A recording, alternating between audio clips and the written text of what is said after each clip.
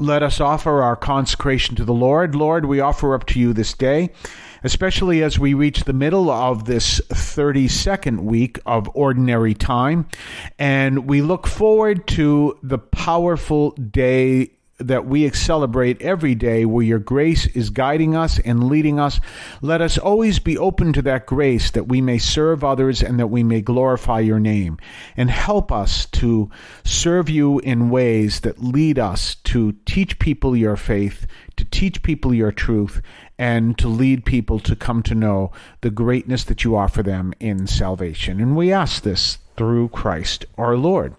Well, it is Wednesday of the 32nd week of Ordinary Time, but it is also the feast of Saint Leo the Great, Pope and Doctor of the Church. Now, it's kind of interesting story about Pope Leo the Great.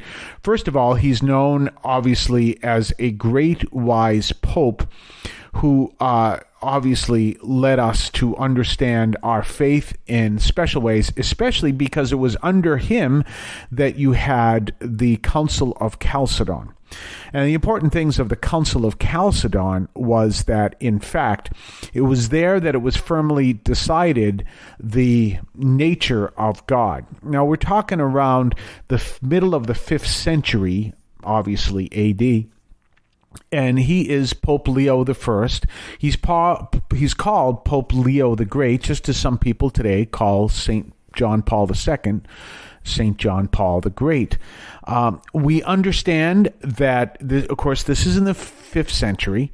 So, I mean, the church is growing. It's doing well. It's already been legalized in the empire, which had its blessing and also its curse, because once it becomes normalized, it can become, I guess you can become complacent with it. And you want to be careful of that, even though it's obviously very serious reality in our world today. But you always want to be careful of being complacent in your faith as a nation, as a society, as a family, and as a person, and as a parish, all the way across the board.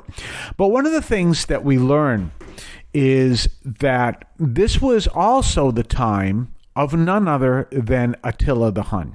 And according to the Vatican, he didn't confront. I mean, what's the Pope going to do? There's a famous line from Joseph Stalin when someone complained about something that he was going to do, and he said the Pope would complain, and he says, the Pope, how many divisions does he have? So he really didn't care. No, obviously, what we're talking about is not that the Pope is coming with his divisions, but he himself was able to encounter Attila the Hun and ask him to protect parts of Italy. Attila invaded again, and he went out to him again, and even though he did not protect the parts of Italy that he requested before, he did work in a way that he left the basilicas alone, and also the innocent people who were in the basilicas. So that's rather fascinating with Attila the Hun. But, it brings up something that I always thought. Now, first of all, you understand that what I'm about to say is never going to happen. If there's one person who is never going to be Pope, it's me. Just not going to happen. But sometimes I look at a place like North Korea, and I doubt the actual Pope is listening to this right now. But in case he was, you look at all the great trials and tribulations of North Korea, and I wonder what would happen if the Pope just said, I'm going to visit Kim Jong-un. I'm not going to go visit Kim Jong-un. We're going to make out a date and stuff, and we'll figure it out, and we'll do this summit, and we'll do it. No. I'm flying right now, and if I can't land in Pyongyang, I'm going to land on the border, and I'm walking across the border. And if they want to take me captive, fine. They're going to take the Pope captive. But one way or another, I'm going to speak to Kim Jong-un. And I think the first Pope that's able to do that will change the world. Now, understand that, and I'm not putting anything on Francis for doing that. I'm sure all the Vatican would go, no, you're not going to do that. Don't listen to that guy on the radio. But I want you to think of that, because Saint Francis did go and meet with the Sultan during the Crusades, because he got really turned off of the Crusades, and as we all know his story, and he himself reached out in peace and also in the spirit of Christ to the Sultan. So it would be, I can't see, I would really celebrate the leader of the church who literally did that. Now, obviously, there's a risk there because, someone could take captive the Pope. But again, at the same time, put it this way, who's going to be responsible for taking the Pope captive, if you see that? So I really think the day we have a situation where someone says, I don't care, I'm not going to play these diplomatic roles, I'm just going to speak, I'm going out and I'm going to speak to the person myself. And we see that exact same idea. I was fascinated, I was doing the research for this, in Saint Leo the Great, Leo the First, Pope and Doctor of the Church, who himself personally twice went out and encountered Attila, the Attila the Hun. It reminds me of a time that I was in the Museum of Fine Arts, and they were giving a tour, and I followed along the tour.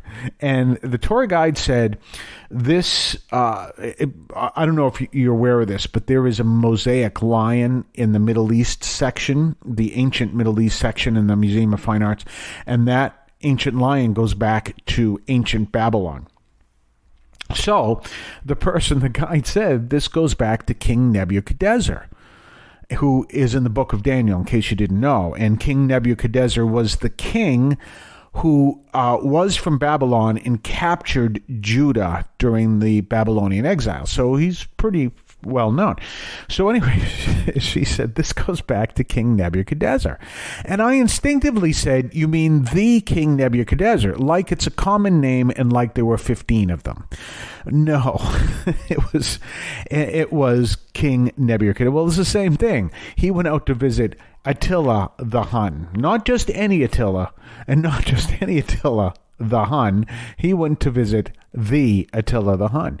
But there he stood twice, and he made his point. And there comes a point that we have to turn around and say, can we stand up? Can we say, can we reach out in the spirit of St. Francis? Can we? And I know it's pretty obvious that Pope Francis has tried to do that, especially with the Arab world, which has people angry that he's done that. And I don't think they understand the context, and I don't think they understand where this is coming from.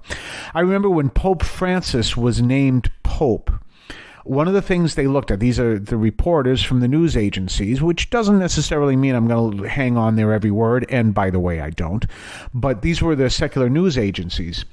And if I'm not wrong, Peter Jennings was one of them, who was someone I always respected.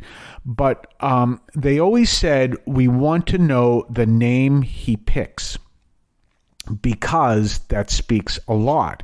So, for example, when Cardinal Ratzinger became Pope Benedict the 16th, immediately they went back to Pope Benedict the 15th.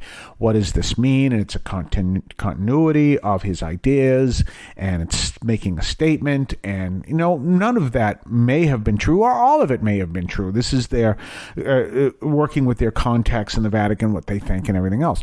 Well, in fact, I'm not going to mention the name of another cardinal who also, if he was named Pope, would have taken the name Francis. But we do know that this Pope took the name Francis, and Francis the First. Actually, they don't call him Francis the First, but he is literally the first Pope to take the name Francis. And in light of that, he's taking that message from St. Francis of reaching out across the aisles, or reaching out across obstacles, and also reaching out in respect for nature as well. Remember, St. Francis is often connected to Brother Sun, Sister Moon, with that poem. He wrote it, that poem where he looks at everything as creation of God. One of the powerful things we're seeing in light of that is this powerful message of going out and speaking to the world about some of the issues. And of course, we know the whole thing about climate change, and that's good, everyone's, because some people believe in climate change and some people don't believe in climate change. And the reality is, if you look at what the Pope is actually saying in his statements about climate change, it is about a spirituality that leads us back to turning away from materialism and consumerism and more towards understanding and looking at nature as something that we are called to care for, and also we're recognized we're part of it. That has been Catholic teaching forever. So that's a powerful reality. Now, one of the things that Pope Leo the Great put together under the Council of Chalcedon was the understanding of the two natures of Christ. And I talked about it a couple weeks ago in homily. Jesus is fully human and fully divine. So he's not partially human and partially divine, half human, half divine. He's not fully divine and not human, all the combinations. And it was decided that he is fully human, fully divine.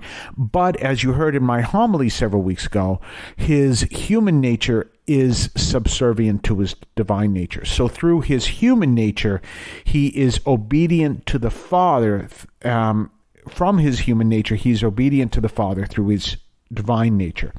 And so this is this great understanding that I used in my homily to talk about how we are body and soul, and so that through our souls we grow in the wisdom of God that we lead our bodies to follow.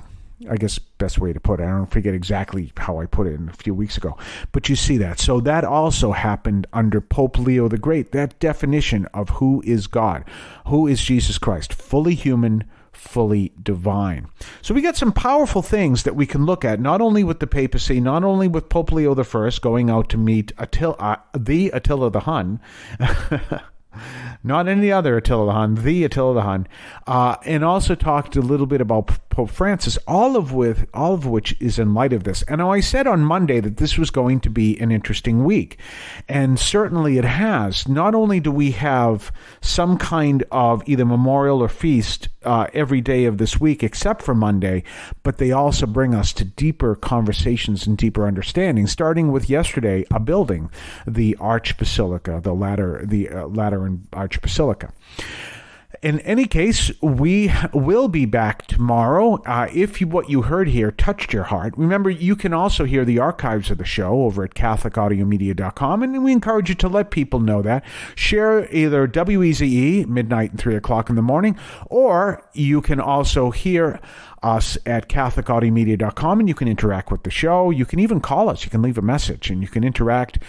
Our goal is to reach new listeners daily, and together we can make that happen. Thank you again for tuning in, and we look forward to you tuning in to our next broadcast. See you then. In Cristo vivimos.